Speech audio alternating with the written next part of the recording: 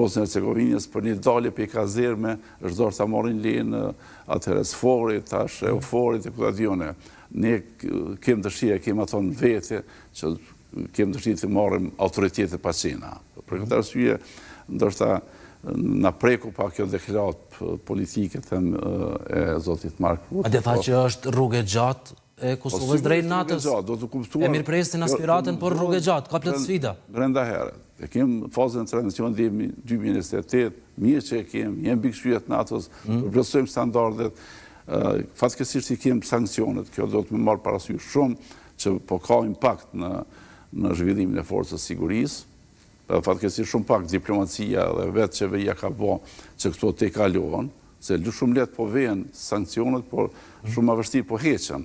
Dhe për këtë arsye pak është bo që këto të heqen përfundimisht e FSK-ja të hymë në vitin që kemi në vitin 2025, marrim pjesë në Defender of Europe 25, apo 25, edhe zhvillojmë me aspektin edhe në individual të certifikimi, por edhe nivelin e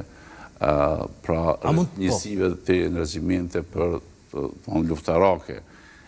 Kjo do të kuptuar që politika do të jetë shumë e ndërdoshme në veprim.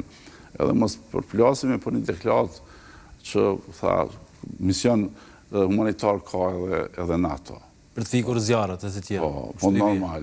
Edhe mision të kërkim shpëtimeve, edhe deminimeve, edhe të humanitare. Po dhe humanitare është të pjesëmarrja misionet pasore. Për këtë arsye, nuk do të shumë më shqetësua më një deklarat tillë, realiteti është se janë... Cili është realitetin? A është hezitim nga NATO-ja për FSK-n, apo FSK-ja është e përgatitur, e gatshme? Kosova është e gatshme për të bërë pjesë e NATO-s apo jo? Është fazën e ngritjes kapacitetit. Deri në 2028 ajo përfundon fazën e tranzicionit. Atëherë normal merr prerogativa tjera. Tash jemi në atë fazë. Pra po them, mos përplasemi për një deklarat pse ka thonë që ajo është humanitare. Realiteti është se Forca e Sigurisë e Kosovës nga 2018 është forcë armatosur. Një po është planin 10 vjeçar të tranzicionit që është përfundon në vitin 2028. E thash mos bëhet kiameti ajo pse thash është bërë një deklaratë e tillë që ka mision.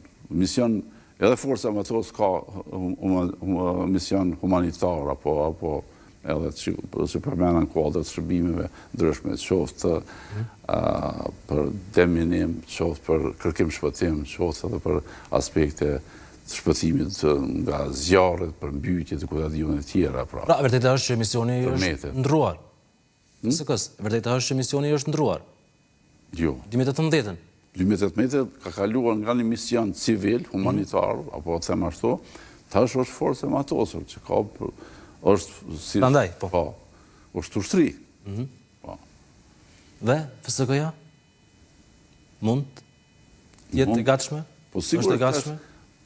Tani, do të kuptua, NATO e ka një rol suprem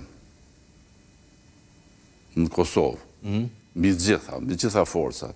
Për këtë arsye, aso ju ka atribue. Aja ka edhe me kushtetut, e ka deleguar çështjen e sigurisë vendit. Tash mos bëhet kiamet pse u dhon kjo deklarat, pse është determinuar kështu që po FSK-ja është forca armatosur, është armatosur për operacionet defanzive për mbrojtjen e Kosovës. Na s'kem pretendime për sigur që ka një shtete tjera për teritore tjera. Ne mbrojmë Kosovën. Edhe forca e sigurisë Kosovës, pra pas ta kaloj fazën e tranzicionit, ajo përfundon komplet në aspektin e ngritjes edhe personelit, edhe të njësive luftarake, por edhe të infrastrukturës, armatimit, pajisjeve, gjitha çfarë do t'i ketë një forcë armatosur. Ajo po merr pjesë, Forca e Sigurisë Kosovës ka marrë pjesë, edhe në Kuvajt ka marrë si në kuadër të brigadës të Ajovës, si mision pasor. Kështu që Forca e Sigurisë Kosovës është forca e matosur, por ka edhe detyra apo misione humanitare.